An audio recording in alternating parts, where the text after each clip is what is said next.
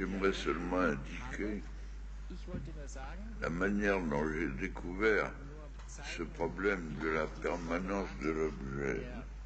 J'étais à Paris chez ma grand-mère et je travaillais dans sa bibliothèque toute une après-midi et on m'avait confié, en même temps que je travaillais, la garde d'un bébé, d'un petit cousin qui avait autour de 8-9 mois et que je pouvais observer de temps en temps tout en continuant à travailler à ma table. Eh bien, ce petit s'est mis à un moment donné à jouer à la balle. Il lançait une balle devant lui et puis il courait après la ramasser pour la lancer plus loin ou la lancer à d'autres endroits. À un moment donné, la balle a roulé sous un fauteuil. Et un fauteuil qui n'avait pas de frange au bas, mais dont le dessous était visible du dehors. Alors il a vu la balle, il est allé la ramasser sous le fauteuil et il a continué à jouer. Au bout d'un moment, la balle a roulé sous un canapé.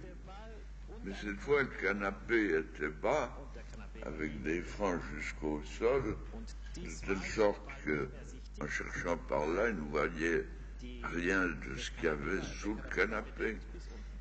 Alors, il s'est livré à une conduite qui m'a stupéfait, qui a été au point de départ de ses recherches sur la permanence de l'objet.